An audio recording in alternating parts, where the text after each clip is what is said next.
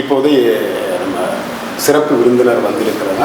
அவருடைய தொழிலை பற்றி அறிமுகப்படுத்தினாப்புல இப்போது சீட்டாசிஸ் அண்ட் ரைஸ் இதை பற்றி தலைமை பற்றி அவர் இன்னும் நெருக்கமாக ட்ராவல் பண்ணுறதுனால இன்னும் அமைப்பு பற்றி அவர் ஒரு நண்பர்களே வணக்கம். ஒரு சிறப்பான கூட்டம். உண்மையிலேயே செங்காந்தல் அமர்வுக்கு இணையான ஒரு அமர்வு ஆம்பல் அணி பார்க்கும்போது ரொம்ப பெருமையாக இருக்குது. அது உண்மையிலே உங்களை எல்லாரும் அந்த வாரம் இணைந்த கூட்டம் நடத்துகிறோம். எல்லா அணிகளும் சேர்ந்து அதில் பலரும் பங்கெடுத்தாலும் கூட ஆம்பல் அணியோட பங்களிப்பு ரொம்ப சிறப்பாக இருந்தது. அதுக்கு நன்றியும் பாராட்டுகளையும் நான் தெரிவித்துக் கொள்கிறேன். அனைவருக்குமே இன்றைக்கு காலையில் வரும்போது நான் சொன்னேன், தலைவருக்கு ஃபோன் பண்ணேன், தலைவர் இந்த மாதிரி மழை பெய்யுது, கூட்டம் நடத்தலாமா என்ன அப்படின்னு. கண்டிப்பாக நம்ம நடத்துகிறோம். ஏன்னா செங்காந்தலுடைய பழக்கம் கூட்டம் எவ்வளோ மழை இடி மின்னலாக இருந்தாலும் கூட்டம் தொடர்ந்து நடத்தியிருக்கோம். ஸோ அதனால் கூட்டம் நடத்துகிறோம். அதில் ரொம்ப சிறப்பு என்னென்னா இன்றைக்கி அம்பலா ஹாலிடேஸ் தான் ப்ரெசன்டேஷன் பண்ணுறாங்க. அதனால் உங்களுக்கு குடையோடு உங்களுக்கு வரவேற்பு இருக்கும், வந்துருங்க அப்படின்னாரு. எனவே உண்மையிலே ஒரு சிறப்பான ஒரு ப்ரெசன்டேஷன் கொடுத்த ஜெயபால் காசிக்கு ஒரு பெரிய நிறைய பேர் ப்ரெசன்டேஷன் கொடுக்குறோம். என்ன நமக்கு யூனிக் செல்லிங் பாயிண்ட்டுங்கிறது தான் ரொம்ப ரொம்ப முக்கியம். நம்ம நீங்கள் ஜேபி நிறைய பேர் பார்த்த வகையில், நான் பார்த்த வகையில் சொல்கிறேன், எல்லாருமே ஃப்ளைட் டிக்கெட் போட முடியும். இன்றைக்கி இணையதளம் உலகில் எல்லாராலையும் இருந்த இடத்துலையே ஒரு ஹோட்டல் புக் பண்ண முடியும், எந்த நாட்டுக்கு போகிறதா இருந்தாலும். இப்போ நம்ம என்ன பண்ண போகிறோம் அப்படிங்கிறத ரொம்ப முக்கியம்.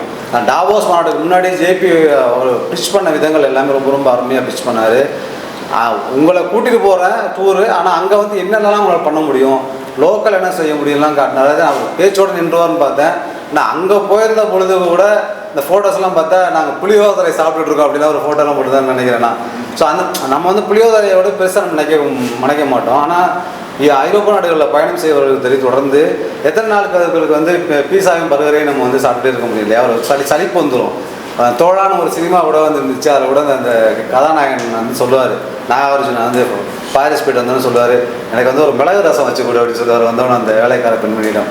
அது மாதிரி அந்த உணவு ரொம்ப ரொம்ப முக்கியம். நான் உணவு மட்டும் இல்லை, லோக்கல் கனெக்ட்ஸ் நான் எப்படி பண்ணுவேன், எப்படி உங்களெல்லாம் ஒவ்வொரு நாடையும் பார்த்துட்டு அப்படியே கூட்டிகிட்டு போயிட்டு வர்றதெல்லாம் ஒரு அருமையாக பிளான் பண்ணி அந்த டாவோஸ் மாநாட்டு சென்டர் மிகப்பெரிய அளவில் கூட்டிகிட்டு போயிடாது. அந்த யூனிக் செல்லிங் பாயிண்ட் ரொம்ப ரொம்ப முக்கியம். இப்போ லேட்டஸ்ட்டாக லீட்ஸ் அப்படி ஜேபி லீட்ஸுங்கிறல ரொம்ப அருமையாக இன்றைக்கி ப்ரெசென்ட் பண்ணாங்க. உண்மையிலேயே ஒரு பெரிய பாராட்டுகள் ஜேபி அவங்களுக்கு. அப்புறம் கார்த்திகேயன் சாரை பற்றி பேசாமல் இருக்க முடியாது எப்பயுமே. இப்போ ரீசெண்டாக நேற்று நான் பார்த்தேன், குவாலிட்டி மேனேஜ்மெண்ட் சர்வீஸில் ISO சர்டிஃபிகேஷன் வாங்கியிருக்காங்க. பெரிய பாராட்டு, உண்மையிலே ரொம்ப ரொம்ப பாராட்டுகள். நான் நிறைய நம்ம பேசுகிறோம், ஆரோக்கியத்தை பற்றி பேசுகிறோம், நிறைய செயல்பாடுகள் செய்கிறோம், உடற்பயிற்சி குறைந்தபட்சம் உடற்பயிற்சியாச்சும் செய்கிறோம். ஆனால் இங்கே வந்த பிறகு நான் வந்த இதை விட இப்போ ரொம்ப ஆரோக்கியம் உணரமாக இருக்குது. திடீர்னு பார்த்தா அந்த கடைசி கொஞ்சம் நேரத்தில் பார்த்தா மகளிர் அணி டக்குன்னு எல்லாமே ஆரோக்கியத்தை பற்றி ஒரு பெரிய ஒரு வாசலை திறந்து விட்ருக்காங்க. ஆனால் உண்மையிலேயே நித்யா சகோதரி நித்யாவாக இருக்கட்டும், பாண்டி சுபாவாக இருக்கட்டும், ரொம்ப சிறப்பாக சொன்னாங்க. சிறப்பாக சொன்னால் ஒரு அவையின் முன்னாடி எப்படி ஒரு ப்ரெசன்டேஷன் பண்ணுறதுங்கிறது ரொம்ப அப்படி ஒரு ஆணித்தரமாக அவங்க நம்பிக்கையோடு பேசினாங்க. உண்மையிலே ஒரு 2 பேருக்கு பெரிய பாராட்டுகள்மா.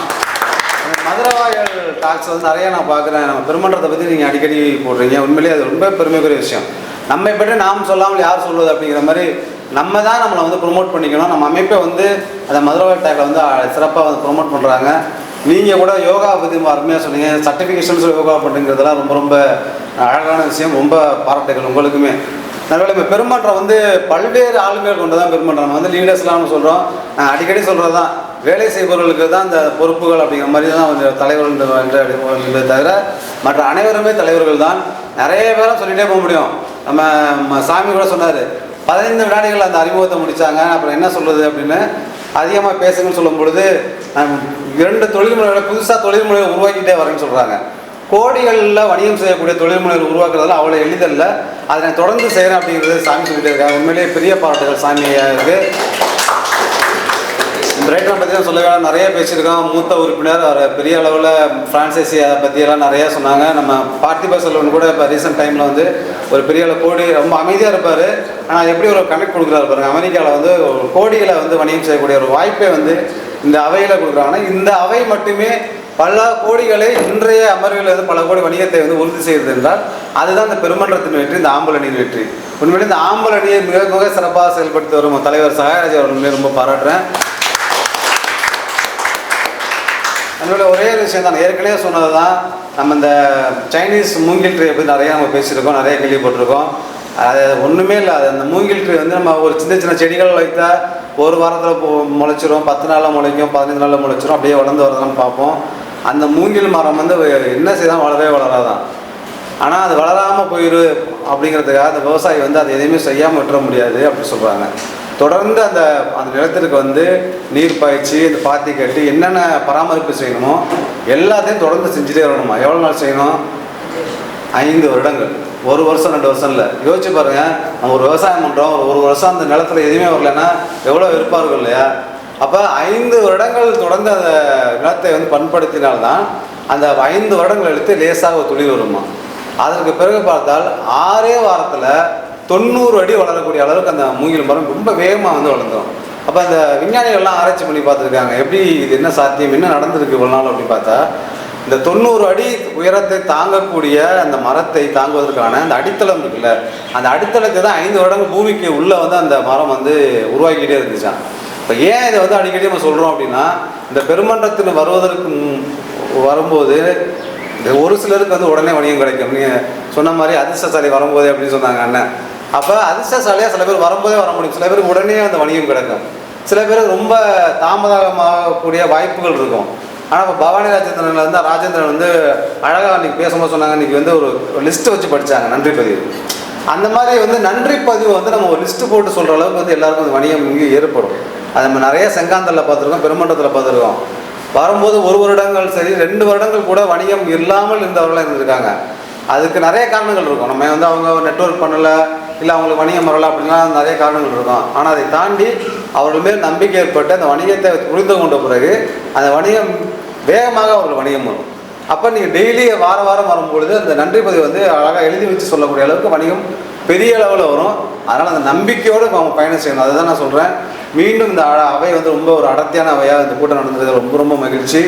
நம்ம வந்து நிறையா சொல்கிறதுக்கு முன்னாடி பாரதியார் வரிகள் வந்து சொல்லுவாங்க, நிதி உள்ளவர் வந்து பொற்குவை தாரு, நிதி குறைந்தவர் காசுகள் தாரு, ஆண்மையுள்ளோர் உழைப்பை நல்வீர், அது மற்றும் வாய் சொல்ல அருள். நிறைய பணம் இருக்கவங்க நிறையா பணம் கொடுங்க. இங்கே பெருமன்றத்திற்கு ஃபாதர் அடிக்கடி சொல்கிறது தான், உங்களால் இயன்ற உதவிகளை பொருளாகவோ உழைப்பாகவோ நீங்கள் கொடுக்கலாம். அதான் நிறைய பொது நிகழ்ச்சி நடத்துகிறோம், சென்னை திருவிழாமல் நடத்துகிறோம் அப்படின்னா நமக்கு என்ன கொடுக்க முடியும்? 1 லட்ச ரூபா கொடுக்க முடியுமா? 5 லட்ச ரூபா கொடுக்க முடியுமா? கண்டிப்பாக நம்ம அதை பற்றி யோசிக்காமல் கொடுக்கணும். இல்லை என்னால் 10,000 தான் கொடுக்க முடியும், 5,000 தான் கொடுக்க முடியும்னா பெருமன்றம் முன்னெடுக்கக்கூடிய அனைத்து நிகழ்ச்சிகளுக்கும் நம்மால் இயன்ற சிறு பங்களிப்பை கொடுக்கணும். இல்லை என்னால் உழைப்பு தான் கொடுக்க முடியும் அப்படின்னா பரவாயில்ல, கண்டிப்பாக உழைப்பை வந்து கொடுக்கலாம். எதுவுமே என்னால் முடியாது, என்கிட்ட செல்ஃபோன் இருக்குது, என்னால் வந்து பெருமன்றத்தை பற்றி சொல்ல முடியும் அப்படின்னா வாய்ச்சொல் அருள்வி. கண்டிப்பாக அந்த பெருமன்றத்தை பற்றி நல்ல வார்த்தைகளை பேசி அதிகமான உறுப்பினர்களை சேர்ப்பதோ என்ற அந்த பாரதியின் வரிகளை மேற்கோள் காட்டி இந்த உரை நிறைவு செய்ய நன்றி, வணக்கம்.